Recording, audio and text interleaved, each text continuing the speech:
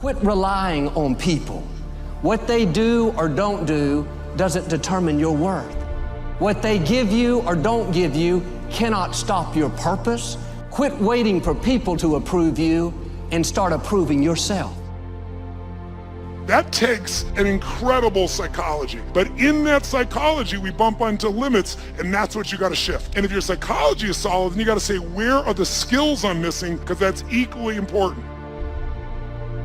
You know, you're always affected by opinion, but the more opinions there are of me, the less I look at them, because I just can't live my life based upon what other people think about me. So I can't concern myself too much with what other people think. You know, it's just not healthy. I don't think I could continue to do what I do if I was constantly worrying about what somebody thought about it.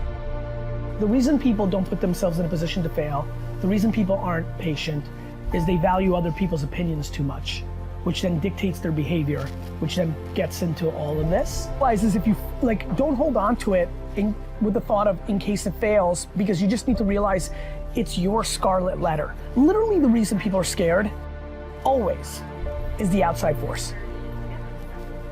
Having a failing business and everyone's like, oh, see, you could never do, or whatever the cliche shit is, right? It just doesn't matter. You know why? So that's one piece. People may not encourage you, you can encourage yourself. People may not make you feel special, you can make yourself feel special. You'll have better relationships if you'll start validating yourself.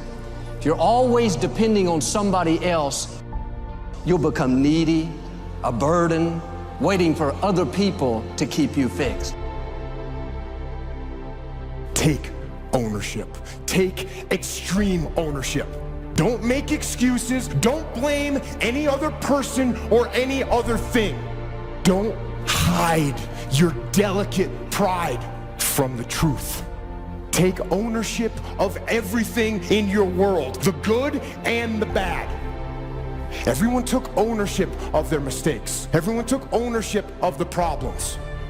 Take ownership of your job, of your future, and take ownership of your life. And lead. Lead yourself and your team and the people in your life. Lead them all to victory. I didn't have a good childhood. My spouse never compliments me. My boss didn't give me the credit that I deserve. I say this respectfully. If you didn't get it, you didn't need it. They can't stop your destiny. What they say or do cannot override God's plan for your life. So when you begin to say, what is it that I want to leave? What contribution that I want to begin to make? What difference do I want to make in life? What is it that I want to do with the rest of the life that I have left? What chances I need to take? What risks do I need to begin to embrace? What fears do I need to step on? What areas of my life am I dead right now? What dreams? You can either live your dreams or live your fears. You have got to get to a point where you say, I'm sick and tired of living like this. There's got to be more. That's when people go out and strike out on their dreams. That's when people get out of relationships where they're dying together rather than growing together. See, you will when you put yourself in that kind of situation. I'm reminded of two frogs that were hopping down the road and they fell into a bottle of milk. And one was hopping up and down for a while and he drowned. He just gave up. But this other frog just kept on kicking. He wouldn't give up. He just kept on kicking. And pretty soon he churned that milk into butter and he walked on out. That person that walked away, did you wrong, made hurtful comments, shake off the disrespect. Don't believe the lies that you're not talented enough, attractive enough, good enough. They don't determine your value. They can't lessen your self-worth. The only power people have over you is the power that you give them. You want to know how somebody really feels about you and the things that you intend to do? Watch their response. Notice that when you start talking about you, they start talking about them, and they want to change the topic, change the subject, because you talking about your great intentions that you're excited about is uncomfortable.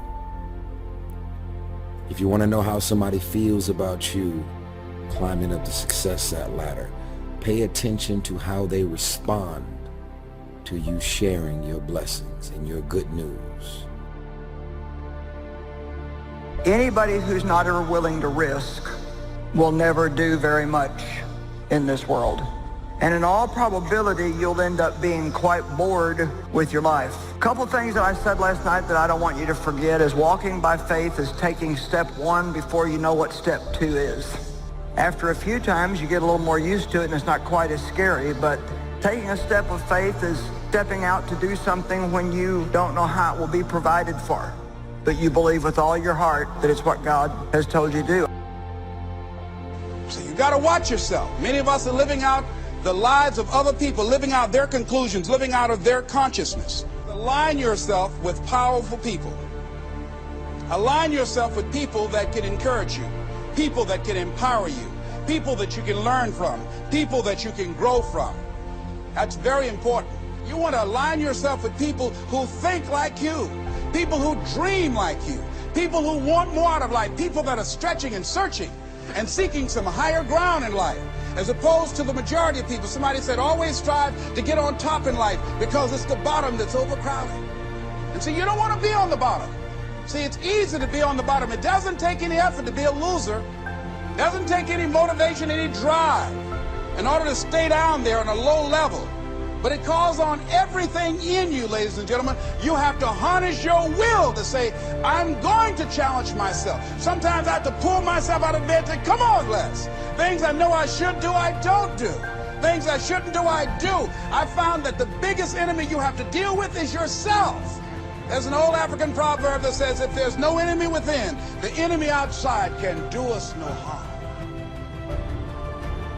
Trying to learn early the consequences of errors in judgment, poor behavior, and then try to learn from others that have gone down a disastrous road, and sure enough, they suffered the consequences, and you say, wow, then I'm going to change direction because I don't want those consequences. That's called being doubly smart, learning from errors in judgment. A few simple disciplines practiced every day. Now you're on the road to success. A few errors in judgment repeated, and you can turn anything around. Once you see that you're suffering either early consequences or severe consequences, all you have to do now is shut down that route, pick another destination and start going that way with some easy disciplines that day by day gather momentum, and now one success leads to another, leads to another. Here's what we call that: disciplines. Easy disciplines. All disciplines affect each other. Every discipline affects the rest. Every lack of discipline affects the rest. What's interesting about success is starting a new discipline, a couple of new disciplines, and sure enough, once you've gained just a little bit of success in a couple of new disciplines, it'll inspire you to clean up the rest. It'll inspire you to fine-tune all of your other disciplines. Each lack of discipline affects the rest. Solving problems, going from errors in judgment to easy disciplines that can change it all. And if you start that journey, it doesn't take long for new signs of success to appear. I got such great results that first year that I made these incredible changes, learning extra skills, putting together extra disciplines, working harder on myself and on my job. The early signs of the fact that I was going to arrive at a more positive destination, I was hooked. It didn't take but a few months, less than a year, and I was hooked for life. What is it that you looked at some point in time and you decided that you couldn't do it, that you talk yourself out of it? Whatever it is, bring it back out there. How are you going to do it? That will come to you in due time. See, you don't get in life what you want, ladies and gentlemen. You get in life what you are, not what you want. You see, the good news is that we can always become more by working to develop ourselves. You've got to begin to take a look at your life and look at where are you right now? What are your strengths? What are your weaknesses? What gives your life a sense of fulfillment, a sense of joy? What does a full, rich life means to you? What is it that you could love doing 7 days a week? Think about that.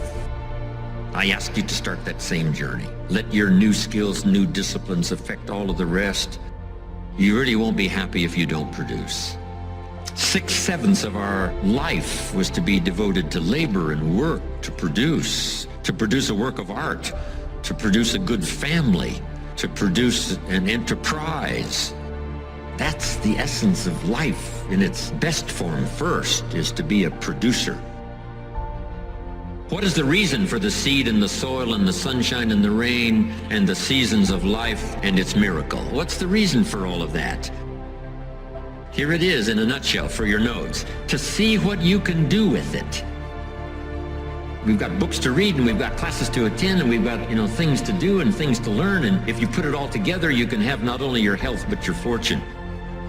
Why not see what you can do with what you've been handed? As basic as seed and soil and sunshine and rain. Here's what all of us have, the miracle, and it's almost godlike in its potential. The ability to recreate.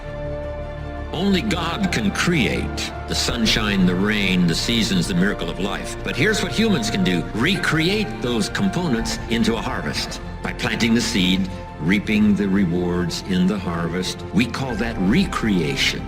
To recreate. To take your hours and your energy and your life and a bit of skill and create. Actually recreate a career, a future, possibilities, fortune. Recreate.